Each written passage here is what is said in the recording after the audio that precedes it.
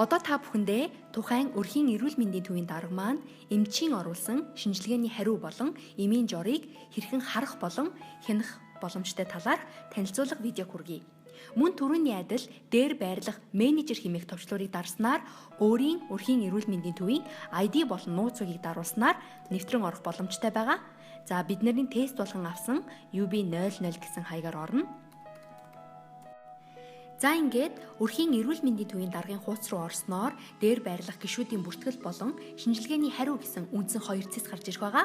Гишүүдийн бүртгэл гэсэн цэсэн дээр тухайн өрхийн эрүүл мэндийн төв дээр шээсний шинжилгээ өгсөн гишүүдийн нэрс гарч ирэх болно.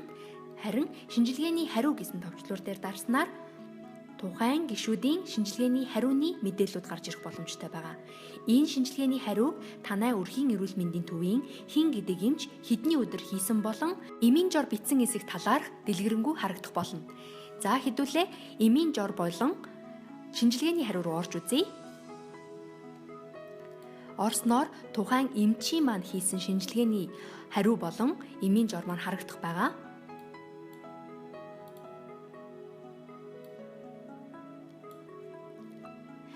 За эмчийн мэдээлэл болон эмийн жорын мэдээлэлүүд гарч ирнэ.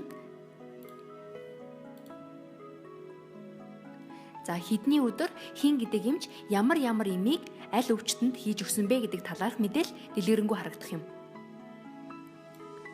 Түрүүний өрхийн эрүүл мэндийн төвийн эмчийн талаарх тайлбар бичлэг дээр устгах буюу засах гэсэн бичлэг байсан болвол өрхийн эрүүл мэндийн төвийн даргын хувьд зөвхөн жагсаалт гэсэн бичиг гарч ирэх юм. Энэ маань өрхийн эрүүл мэндийн төвийн дарга маань шинжилгээний хариу болон эмийн жоронд өөрчлөлт хийх боломжгүй, харин зөвхөн хянах боломжтой гэдгийг харуулж байгаа юм. Ингээд та бүхэндээ өрхийн эрүүл мэндийн төвийн дарга маань шинжилгээний хариу болон эмийн жорыг мөн түнчлэн өрхийн эрүүл мэндийн төв дээр шээсний шинжилгээ өгсөн гишүүдийн талаарх мэдээллийг хэрхэн харах боломжтой талаарх бичлэгийг хүргэлээ. Баярлалаа.